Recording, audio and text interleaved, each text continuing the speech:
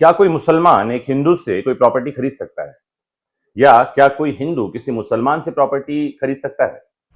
ये प्रश्न इसीलिए पूछा जा रहा है क्योंकि अभी हाल ही में जनवरी 2025 में गुजरात में एक सौदा हुआ। एक हिंदू महिला ने अपनी प्रॉपर्टी एक मुस्लिम महिला को बेचना तय किया। सारे कानूनी कार्यवाही, कागजात सब कुछ पूरे हो गए, पैसे का लेन देन पूरा हो गया, लेकिन कलेक्टर ने उस प्रॉपर्टी को सीज कर दिया और सौदे को रद्द कर दिया। प्रश्न ये उठता है कि कलेक्टर ने कौन से कानून के तहत ऐसा किया है? क्या कोई कानून है जो इस तरह के सौदों पर रोक लगाता है? और क्या ये कानून हिंदू मुसलमानों पर भेदभाव करता है? आज का ये लेक्चर इस पूरे मसले की पड़ताल करेगा और आपको वास्तविकता से परिचित कराएगा, ताकि आप किसी तरह के कंफ्यूजन और अफवाहों से दूर होकर एक्चुअल लॉ को समझ सकें और कानून के पीछे का मर्म समझ सकें। हम जानेंगे ये कौन सा कानून है, कब आया था, इसका इतिहास, वर्तमान और भविष्य। आइए शुरू करते हैं। तो जैसा कि मैंने बताया, जनवरी 2025 में सूरत में सलाबतपुरा की एक रिहायशी सोसाइटी में रहने वाली हिंदू महिला ने अपनी प्रॉपर्टी को लेकर एक मुस्लिम महिला से सौदा किया। खरीदार महिला ने टोकन अमाउंट दे दिया, लेकिन जब सोसाइटी के रहवासियों को इसके बारे में पता चला तो उन्होंने खरीदार के धर्म पर आपत्ति जताई। हालांकि प्रॉपर्टी की मालिक ने अपने फैसले को रद्द नहीं किया, वो फैसले पर अड़ी रही। उसने सौदे का पूरा पैसा ले लिया। इसके बाद उसने प्रॉपर्टी बेचने के डॉक्यूमेंट्स तैयार करवाए। इसी बीच सोसाइटी के लोगों ने सूरत के कलेक्टर ऑफिस में शिकायत दर्ज कर दी, जिसके बाद कलेक्टर नेहा समानी ने डिस्टर्ब्ड एरिया एक्ट, जिसे हम कहेंगे अशांत क्षेत्र कानून या अधिनियम, इसके प्रावधानों का उल्लंघन बताते हुए प्रॉपर्टी सील कर दी और सौदे को रद्द कर दिया। तो ये डिस्टर्ब्ड एरिया एक्ट है क्या?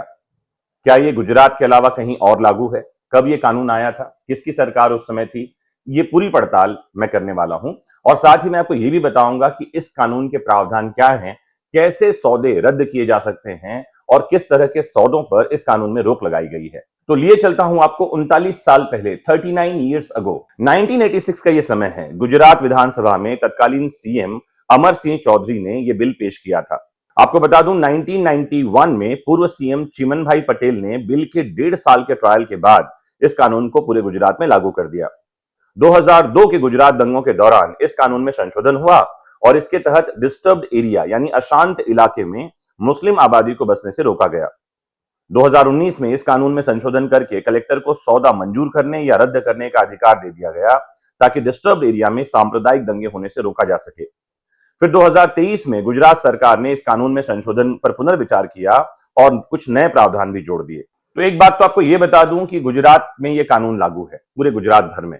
गुजरात के बाहर कहीं भी यह कानून लागू नहीं है। कुछ राज्यों में डिस्टर्ब्ड एरिया डिक्लेयर करने का अधिकार डीएम को दिया गया है और वो कानून है SC and ST prevention of atrocities act.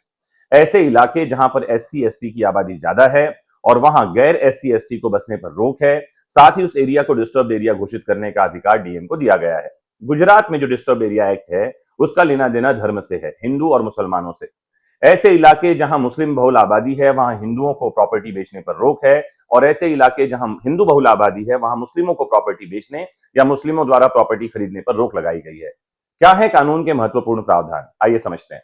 तो गुजरात के डिस्टर्ब्ड एरिया जो हैं वो डिक्लेयर करती है सरकार। कलेक्टर की इजाजत के बिना ऐसे इलाकों में हिंदू और मुस्लिम व्यक्तियों के बीच सौदे पर पूरी तरह से रोक है। कानून का उल्लंघन करने पर 3 से 5 साल तक की सजा और 1 लाख रुपए तक के जुर्माने का भी प्रावधान है, या प्रॉपर्टी की कुल कीमत का 10% हिस्सा जो है जुर्माने के तौर पर देना पड़ता है।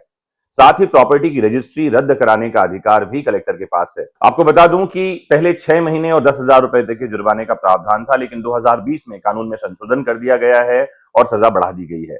डिस्टर्ब्ड एरिया से 500 मीटर के अंदर की प्रॉपर्टी बेचने के लिए कलेक्टर का नो ऑब्जेक्शन सर्टिफिकेट यानी एनओसी लेना अनिवार्य है।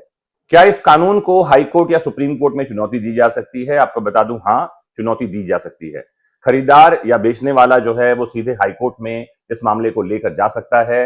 हाईकोर्ट ये देखेगा कि क्या वाकई में एरिया डिस्टर्ब्ड है या इस व्यक्ति के प्रॉपर्टी खरीदने पर रोक लगाई जा सकती है।